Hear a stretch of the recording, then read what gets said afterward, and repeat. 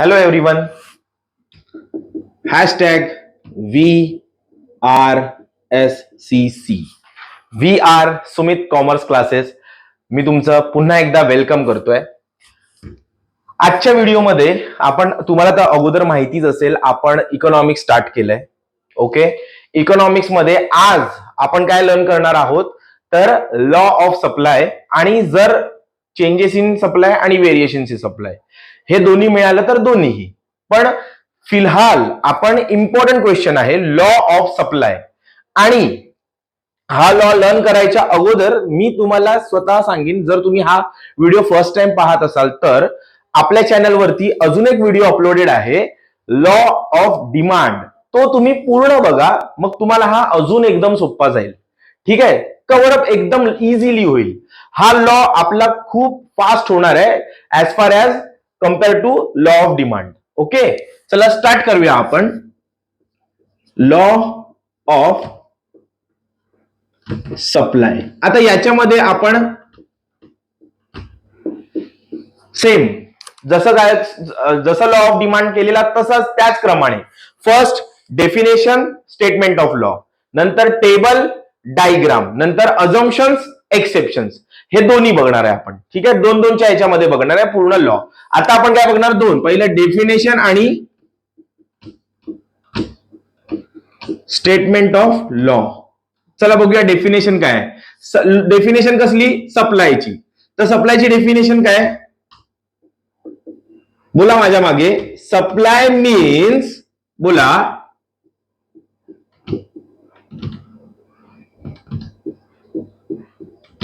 Quantity of a commodity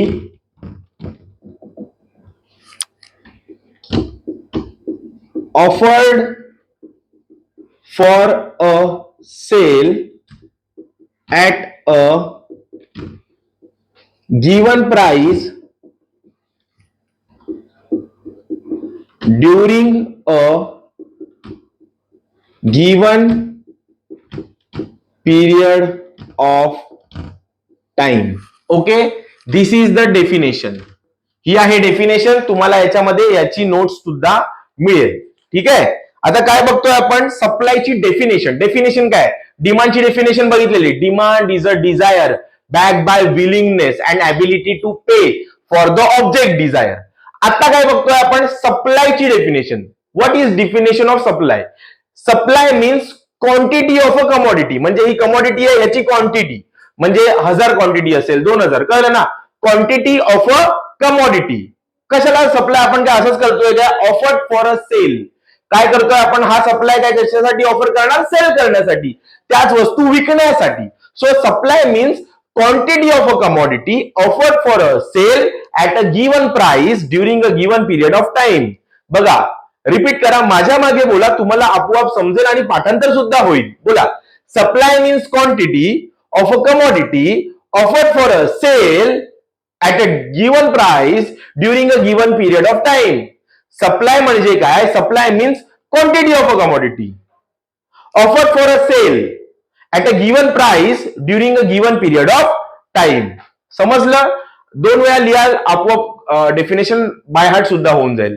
supply म्हणजे एखादी commodity आहे, म्हणजे फॉर एक्झाम्पल हा मार्कर, त्याची क्वांटिटी म्हणजे 1000 मार्कर, 2000 मार्कर, कशाला ऑफर करतोय, सेल करायला. त्याची प्राइस काय दिली असणार, 10 rupees, 5 rupees, what ever, during a given period of time, म्हणजे स्पॅन ऑफ 1 इयर, एका वर्षाचं बघतोय आपण. ठीक आहे, सो सप्लायचा डेफिनेशन झालं आपली.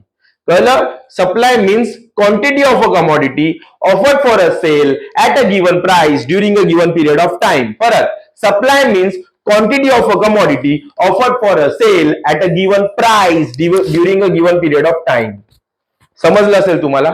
ठीक आहे, सो सप्लायच्या डेफिनेशन नंतर बघतोय स्टेटमेंट ऑफ लॉ. तुम्हाला डिमांडचा लॉ आठवत आहे का, other things being equal, demand varies inversely with price. That is when price rises demand falls and when price falls demand rises. So तसंच आहे इकडे. काय बघा, सेम तशी स्टार्टिंग. बोला, अदर थिंग्स बिंग इक्वल, डिमांडच्या इथे काय आहे, सप्लाय. Supply varies. तिथे कसं होतं इन्व्हर्सली ना, डिमांड आणि प्राइस कसं होते अपोजिट, एकमेकांचे अपोजिट होते. हे कसे आहेत डायरेक्टली, म्हणजे एकमेकांच्या समानार्थी आहेत. हे supply varies directly with price, that is when price rises supply expand and when price falls supply contracts. तुम्हाला असं लिहायचं आहे का? हे नाही, तुम्हाला पूर्ण स्टेटमेंट मध्ये लिहायचंय. मी जस्ट शॉर्टकट मध्ये तुम्हाला दाखवतोय. बघा सप्लायचा लॉ काय सांगतो आपल्याला? सप्लाय मीन्स आधी स्टेटमेंट बघतो आपण. Supply means quantity of a commodity offered for a sale at a given price during a given period of time. आता लॉ काय सांगतो आपल्याला? अदर थिंग्स बिंग इक्वल, म्हणजे बाकीच्या सगळ्या गोष्टी साईडला ठेवून सप्लाय आणि प्राइसचं रिलेशन कसं आहे? सेम आहे. कसं आहे? प्राइसचं रिलेशन सेम आहे. एक मिनिट. ओके, प्राइस आणि सप्लायचं रिलेशन सेम म्हणजे काय? Wien price rises supply expand and Wien price falls supply contract. Price वाढली सप्लाय पण वाढणार, प्राइस कमी सप्लाय पण कमी. आय होप तुम्हाला समजलं असेल. हा आहे सप्लायचा लॉ. लॉ काय सांगतो? डिमांडचा लॉ काय सांगतो रे? प्राइस वाढली डिमांड कमी, सप्लायचा प्राइस जास्त प्राइस कमी डिमांड वाढली, प्राइस जास्त डिमांड कमी. सप्लायचा त्याच्या अपोजिट, प्राइस वाढली सप्लाय पण वाढला, प्राइस कमी सप्लाय पण कमी. समजतंय? कन्फ्युज होऊ नका. बघा सप्लायच्या वेळेला काय? प्राइस वाढली सप्लाय पण वाढला. बघा परत प्राइस कमी सप्लाय पण कमी, म्हणजे काय? Same relation. कसं रिलेशन आहे? सेम. बघा other things being equal supply varies directly with price. कसं रिलेशन आहे? Direct relation. When price rises supply expand, price वाढणार सप्लाय पण वाढणार. When price falls supply contract, price कमी सप्लाय पण कमी. आय होप तुम्हाला समजलं असेल. आता बघा डेफिनेशन आणि स्टेटमेंट ऑफ लॉ झालं. आता बघणार आपण टेबल.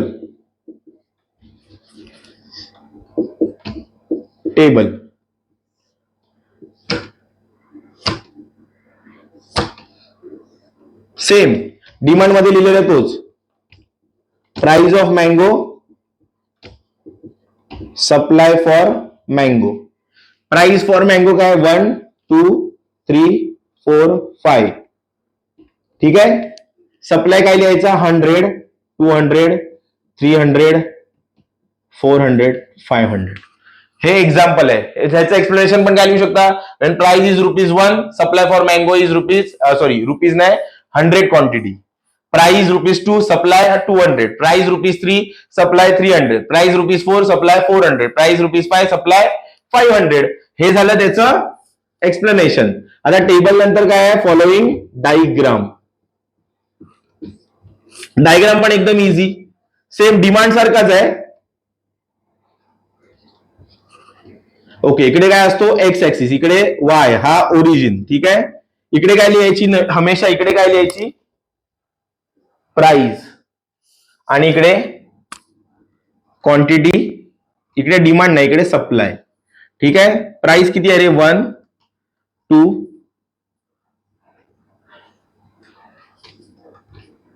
3 4 5. ठीक आहे. ही काय झाली माझी प्राइस. तुम्ही असं आडवं लिहा 100 200 300 400 आणि 500. आता बघा जेव्हा ₹1 होते तेव्हा 100 2 200 3.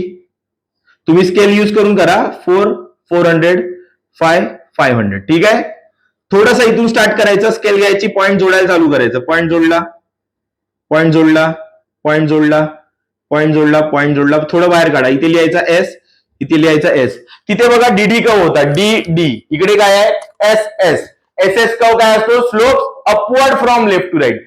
डिमांडचा कर्व कसा होता? Slope downward from left to right. समजतंय? सप्लायचा फ्लो कसा आहे बघा, सप्लायचा डायग्रामचा फ्लो कसा आहे? From upward from left to right. Left to right करून कसा आहे? अपवर्ड बेंडिंग आहे. तो कसा? डाऊनवर्ड बेंडिंग होता. त्याला निगेटिव्ह स्लोप होता, ह्याला पॉझिटिव्ह स्लोप असतो. एमसीक्यू साठी येणार, ऑब्जेक्टिव्ह साठी येणार. डीडी कर्व, डिमांड कर्वला कसा स्लोप निगेटिव्ह, तर सप्लाय कर्वला positive. Okay, DD curve, demand curve कसा असतो डाऊनवर्ड आणि सप्लाय कर्व कसा असतो अपवर्ड. बघा पूर्ण डिमांडच्या लॉच्या अपोजिट आहे. बघा आपण काय काय करतो, पहिलं लिहितो लॉ लिहिताना डेफिनेशन, नंतर स्टेटमेंट, नंतर टेबल त्याचं एक्सप्लेनेशन, डायग्राम त्याचं एक्सप्लेनेशन. आता काय राहिलं, अजम्पशन्स आणि एक्सेप्शन्स. आता आपल्याला अजम्पशन्स आणि एक्सेप्शन्स बघायचे आहेत, मग लॉ संपला. बघा हे किती फास्ट होत आहे, एकदम इझी वे मध्ये होत आहे, जास्त वेळ लागत नाहीये. समजलं एवढं. तुम्ही काय करा माहितीये काय, लेक्चर स्टार्ट बघितलं तुम्ही, त्याच्या व्हिडिओमध्ये एक नोट्स मिळेल तुम्हाला, व्हिडिओच्या मध्ये किंवा व्हिडिओच्या शेवटी नोट्सचा स्क्रीनशॉट काढा, लिहून घ्या, सगळं लिहून घ्या आणि नंतर मग व्हिडिओ बघायला चालू करा. From start to end video बघा, बिना लिंक तुटता, मध्ये काहीच करू नका, पूर्ण ऐका, तुमचं लगेच पाठांतर सुद्धा व्हायला मदत होईल. आणि ते झालं म्हणजे पूर्ण एका तासामध्ये तुमचं हे क्लिअर होईल. 20 मिनिटाची व्हिडिओ असेल त्याच्यामध्ये बघाल, 20 मिनिटं लिहायला लागतील, 20 मिनिटं वाचायला, 1 तासामध्ये लिहून वाचून पूर्ण पाठांतर सुद्धा होत आहे. एवढं फास्ट लगेच होणं क्वाईट डिफिकल्ट असतं, पण तुमचं होत आहे. Very good. ठीक आहे, आता याच्यानंतर आपण बघूया, मी पूर्ण रफ करतो. आता अजम्पशन, हे 2 पॉईंट बघायचे, अजम्पशन्स आणि एक्सेप्शन्स.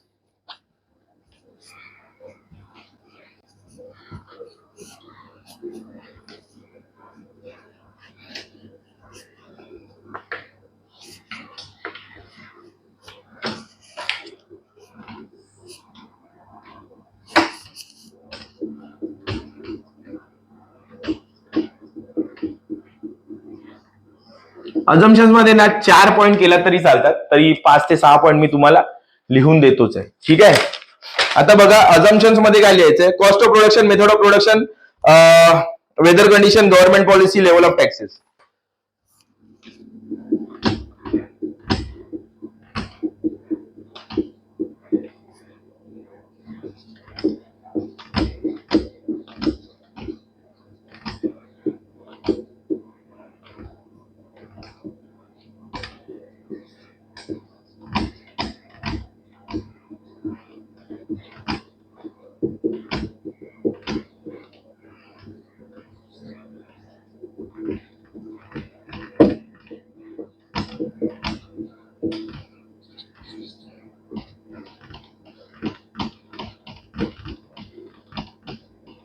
फक्त पॉइंट पाठांतर करा, आतमध्ये एक्सप्लेनेशन काय लिहायचंय, अभ्यासिका देता हूं. पॉइंट्स तुमचे पाठांतर करा अजम्पशन्स या, लगेच एकदम इझी आहे. स्टार्टिंगच कशाने करायची बोला, इट इज अज्युम दॅट. पॉइंटचं नाव काय, कॉस्ट ऑफ प्रोडक्शन, अंडरलाईन करतो, should be same if it is not, the law of supply will not operate. झालं.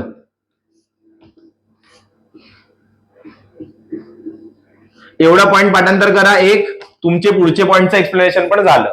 ठीक आहे, चला बोलूया, माझ्यासोबत बोला आपण. काय आहे, कॉस्ट ऑफ प्रोडक्शन, सप्लायचे अजम्पशन्स बघतोय. कॉस्ट ऑफ प्रोडक्शन, स्टार्टिंग काय करायची, कोणताही पॉईंट असू दे, कोणताही. आपण बघूया गव्हर्नमेंट पॉलिसी, ह्याचं बघूया. काय आहे, it is assume that, me underline केलंय तिकडे हे काढायचं, हा पॉईंट टाकायचा.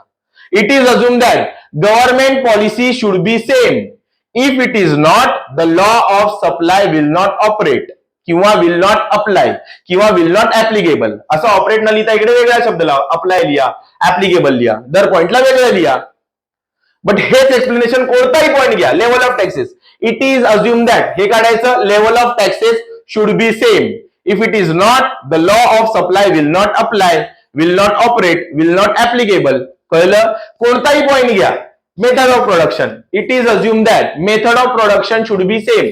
कॉस्ट ऑफ प्रोडक्शन गेला, मेथड ऑफ प्रोडक्शन टाकलं. म्हणजे अजम्पशन लर्न करताना तुम्हाला फक्त पॉइंट लर्न करायचे, फक्त पॉइंट लर्न करायचे. आय होप तुम्हाला इझी वाटलं असेल. ओके, काही डाऊट असेल कमेंट करा, कमेंट मधले जे तुम्ही विचाराल त्याचं नक्कीच सॉल्युशन तुम्हाला नेक्स्ट व्हिडिओज मध्ये मिळेल.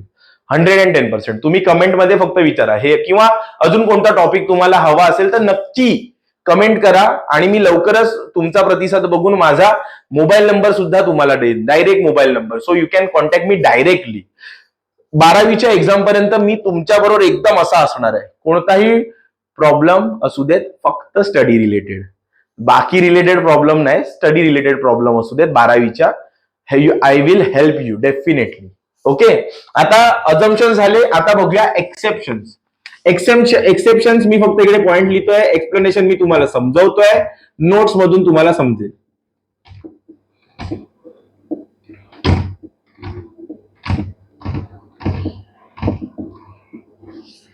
सी, एक्सेप्शन्स म्हणजे काय?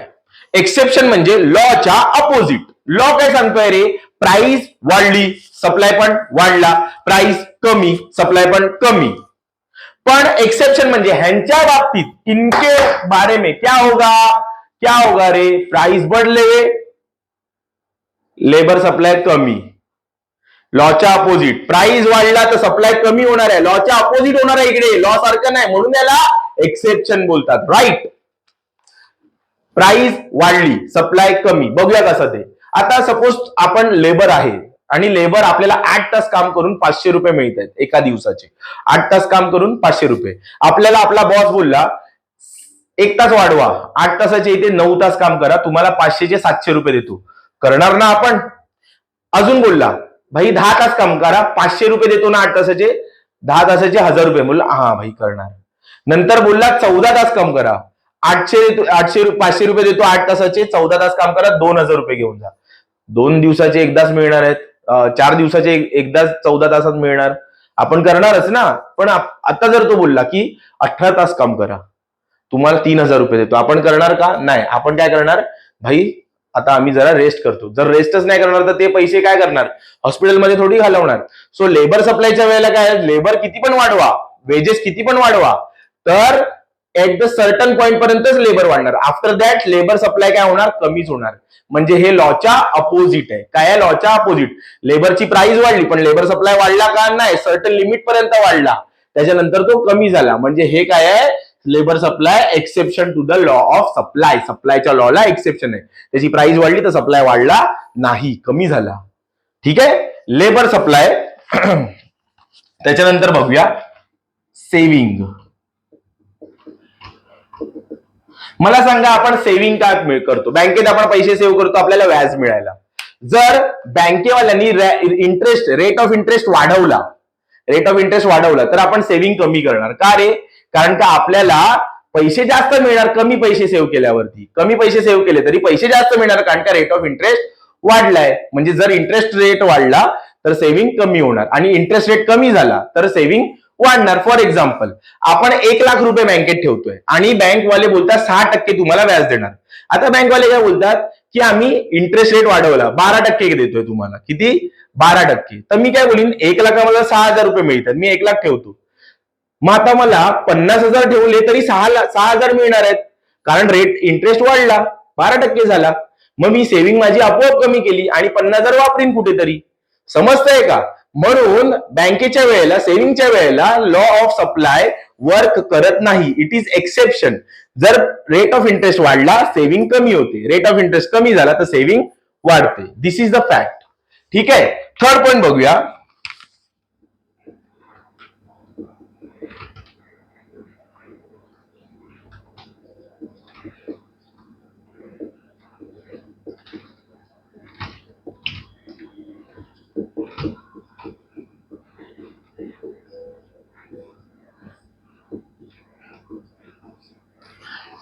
Seller in financial difficulty. काय point? Seller in financial difficulty. आता सपोज मी सेलर आहे, मी वस्तू विकतोय, हे मार्कर विकतोय, हे मार्कर मी 10 रुपयाला विकतोय, माझ्याकडे 1000 मार्कर आहेत, पण मला आता ना लगेचच्या लगेच पैसे हवेत, तर मी काय करणार? माझ्या डीलरला बोलणार, मी 10 रुपयाला विकतो ना, ए भाई 6 रुपयाला घे, सगळे 1000 मार्कर घेऊन जा, मला खूप पैशांची गरज आहे. म्हणजे जेव्हा सेलर फायनान्शियल डिफिकल्टी मध्ये असतो तो काय करतो? प्राइस कमी आणि सप्लाय जास्त. बघा, प्राइस कमी, 10ची 6 रुपये गेली, 10 रुपयाचे 6 रुपये, प्राइस काय केली? कमी, आणि सप्लाय जास्त. प्राइस कमी, सप्लाय जास्त.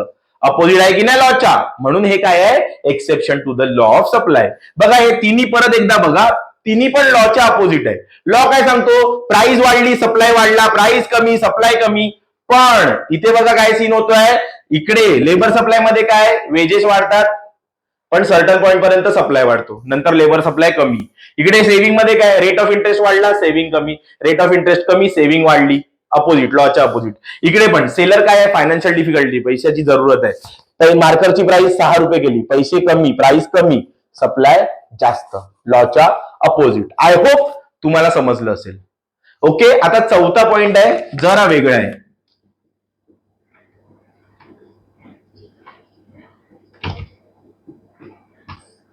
काय लिहिलं रे, रेअर गुड्स. काय रेअर गुड्स, रेअर गुड्स म्हणजे काय रे, मोनालिसाची पेंटिंग, कोहिनूर हिरा, ओल्ड कॉइन्स, कळलं ना, ओल्ड स्टॅम्प्स, ज्याची व्हॅल्यू म्हणजे व्हॅल्यू खूप असते त्याची. मोनालिसाची व्हॅल्यू, मोनालिसाची पेंटिंग व्हॅल्यू भरपूर, कोहिनूर हिरा व्हॅल्यू भरपूर.